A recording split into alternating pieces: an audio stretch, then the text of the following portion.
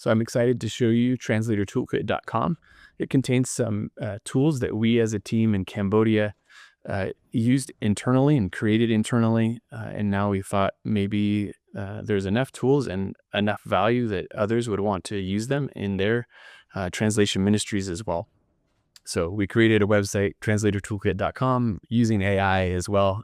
It's amazing the things you can do, how quickly you can come up with just usable tools, things that would have taken months before now can just be done in a couple of days. So we hope this is helpful. I'll log in. You can create an account, and then we'll go through each of the 3 tools that we currently have. So first I'll log in. So when you first log in, you'll need to add your OpenAI API key. The tools we have here in our website, everything's free to use, but you do have to pay for the usage of OpenAI's API, which is basically interacting with ChatGPT through a web interface rather than through OpenAI's ChatGPT website. So there's no cost to the tools, but you have to pay for your API usage yourself. So you'll put your API key here, paste it. You can add your default source language, which in this case is English. Default target language is Khmer, and then your default model. Recommend GPT 4.0 because of that currently is the best model for what we're doing. Then we can go ahead and look at the different tools. So the first tool I'm actually most excited about is the translation checker. This basically works as an editor, looking at a document that you already translated and finding problems with the translation. So if you configure it already in your settings here, it will fill out your source language and target language. You can also modify if you're doing a different language. And then you drag your source document, which would be the English in this case, and then the target document that's already been translated into your target language. So let's do that here. I just have some small samples. So we'll do the English here, and then the Khmer document here. And depending on the length of the translation, it obviously takes more time if it's a longer document. And I've also noticed some speed issues with OpenAI. Sometimes their servers are just running faster. But what the first step is it aligns the English with the target language of Khmer and checks to make sure that all the paragraphs are aligned. And then once it's done with that, it will begin checking to see if the matched sentences are, a good translation of the source document. Once the analysis is complete, it will let you know how many paragraphs were checked and how many issues it found, and you can download the review document here.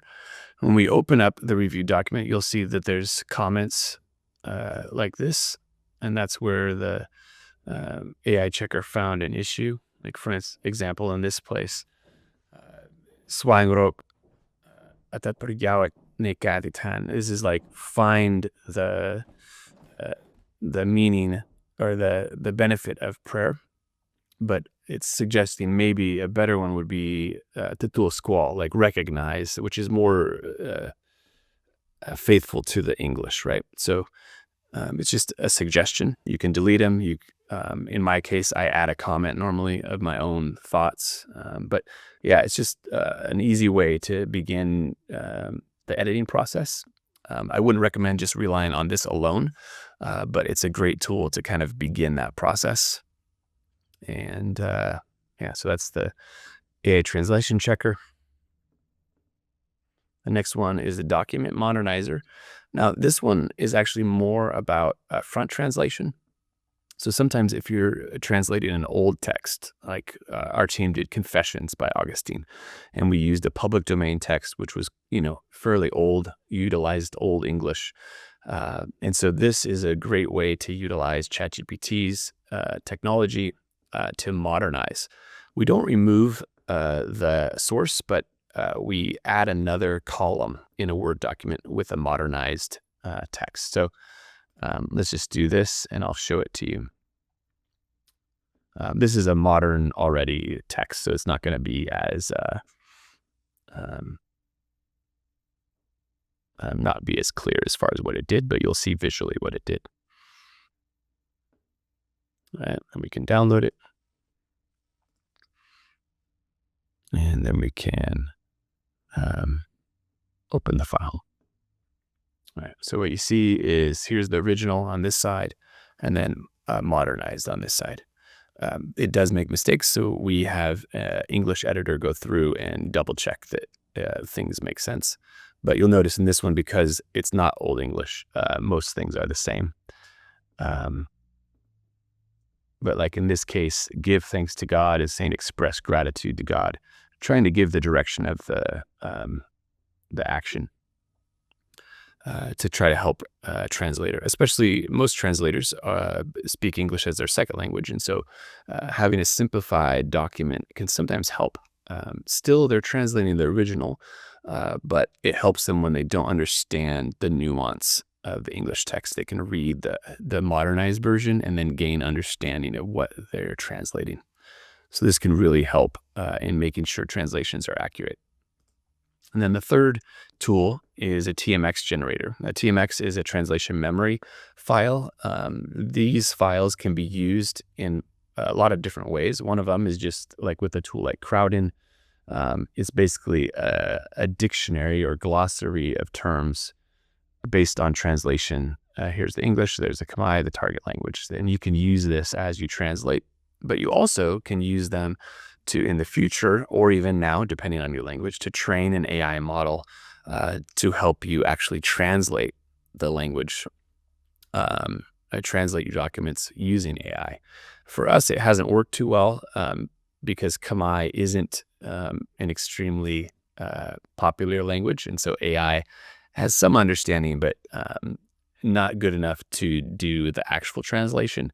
But we hope in the future that by generating basically translation memory of all our past translations, we can then utilize that to train a model of our own that will do a good job of actually translating stuff. So we can do this here just like we did before, something that's already translated, and then we can generate a TMX file. And that can then be imported into a tool like Crowdin or any other tool that you use. So that's a translator toolkit, and we do hope that it's useful to others. We know that so much is changing in the world with AI, and we don't want to be afraid, but also we want to utilize AI in a way that allows us to be faithful as we translate, not becoming lazy in our translation, but really utilizing the tool to help us to the best possible ways of creating accurate translations that are understandable, and also allows us to produce more resources than we could in the past. Thank you.